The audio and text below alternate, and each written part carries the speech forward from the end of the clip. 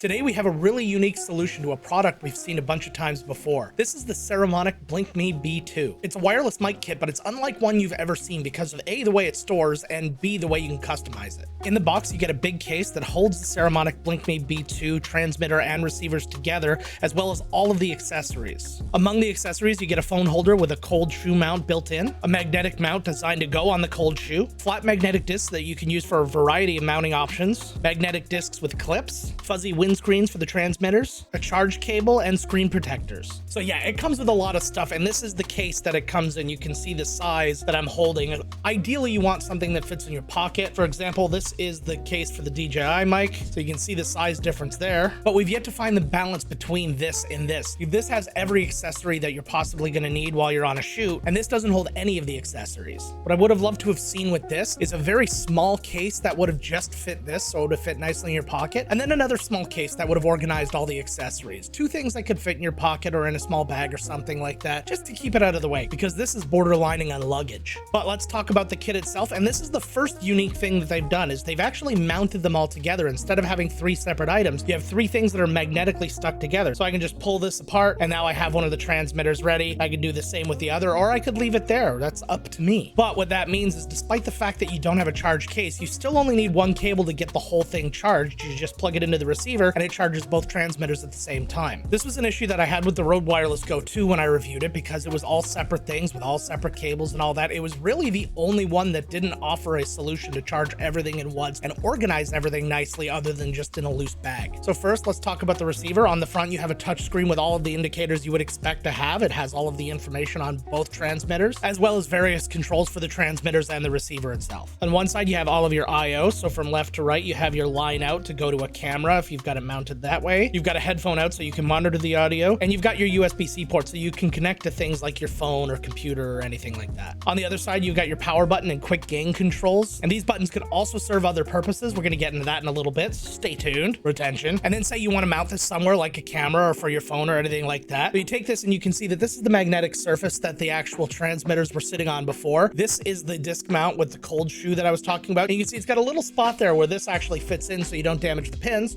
So you just stick that on like so. Then you take your camera, or in this case the phone mount, and you just slide it right on.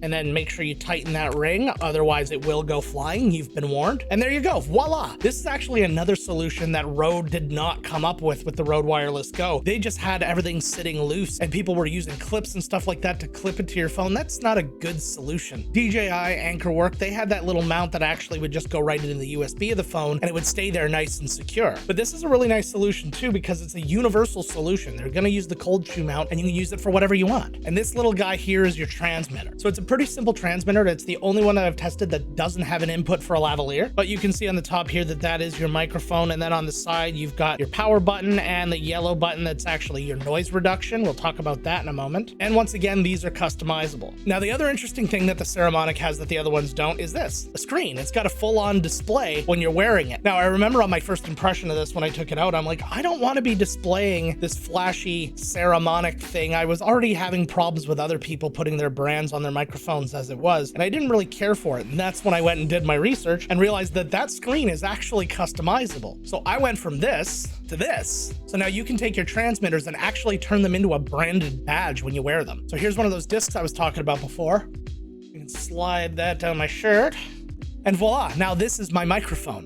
Eyes up here, Gina. And how I did this is through the Saramonic app. It actually connects via Bluetooth to both the transmitter and the receivers, and you can set all kinds of things up through the application. In this case, we're talking about the display, so I was able to upload whatever photo I wanted onto there. And then from there, you have all kinds of options, including having your gain, indicators for noise reduction, the time, anything you want to go on there over top of this. I didn't want to cover this up because it's beautiful, so I left it as is. Plus, when I thought about it, all of the indicators and stuff are things that are facing away from me, so I'm not seeing what the levels are or anything like that, so they're really of no use facing another person if I'm talking to them. In the app, you can also customize the buttons, as I said, so you click on the definition of buttons, and then you see each button that's on each device, and then you can set a different function for a single press, a double press, or a long press of each button. Admittedly, there's a lot more customization options on the transmitters than the receiver, because on this noise reduction button, you can set it up to change the gain, you could turn the onboard recording on and off from here, and each individual transmitter can record up to 22 hours if you're recording at 16 bits, and at 24 bits, you can do about 15 hours. So what do you think? I think it's time to hear what these things actually sound like. Okay, so I'm actually hooked up directly to the computer now. I did that by hooking up the receiver directly to the computer via USB cable, and then just selecting it as an audio source in OBS. So right now I have the noise reduction turned off, and I actually took the liberty of turning on my air conditioner just so I had a little bit of extra noise going on. There's a little fan from a charger I have going on back there as well. It's kind of inconsequential, and then of course I have the computer right here. So I am seeing that it's picking up noise. It's not picking up a ton of noise that I can see. I'll be interested to hear what it sounds like after the fact, but we're also going to test to see what this sounds like with the noise reduction on. So here's what we're going to do. We're going to have a moment of silence here. And now I'm going to turn the noise reduction on. I'm just going to hit the button.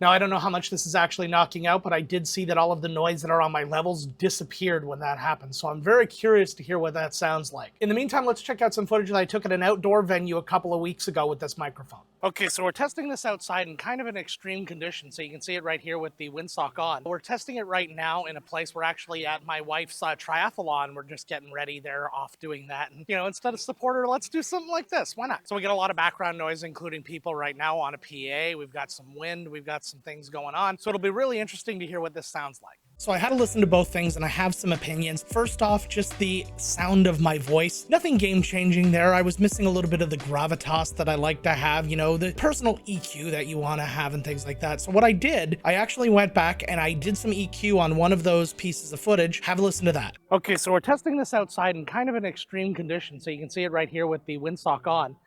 We're testing it right now in a place we're actually at my wife's triathlon. We're just getting ready. They're off doing that. And, you know, instead of supporter, let's do something like this. Why not? So you can hear that I added a little bit of presence to my voice, something that I was a lot happier with overall. And it's okay to have to do EQ with any kind of microphone recording. Obviously, the less you have to do in post, the better. But this is by no means the only wireless mic kit I've had to do that with. Now, on the other part is the gain. Now, the transmitter that I was using, I actually boosted the gain all the way up on it, and it was still quite quiet. In post, I had to bring it up almost another 10 dB. Again, not a showstopper, just something that you need to know. But what I found really impressive was that onboard noise reduction.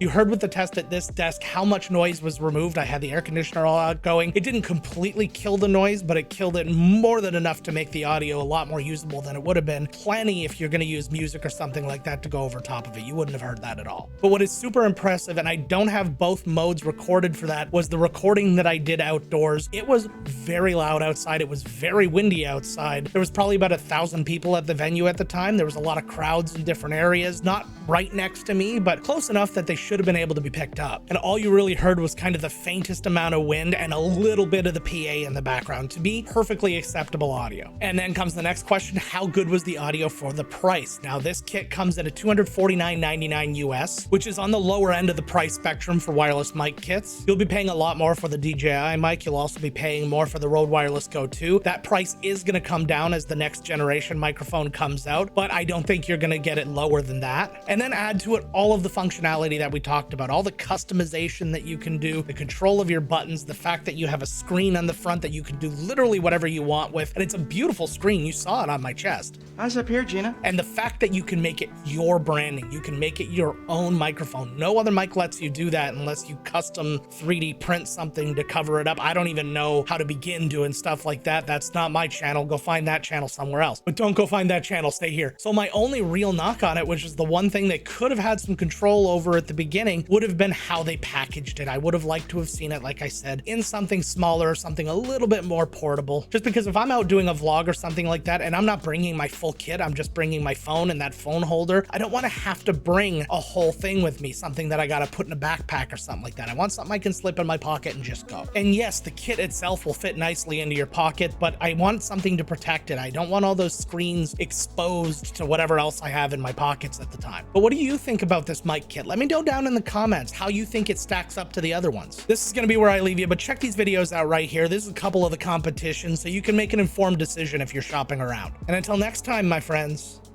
let's get to work.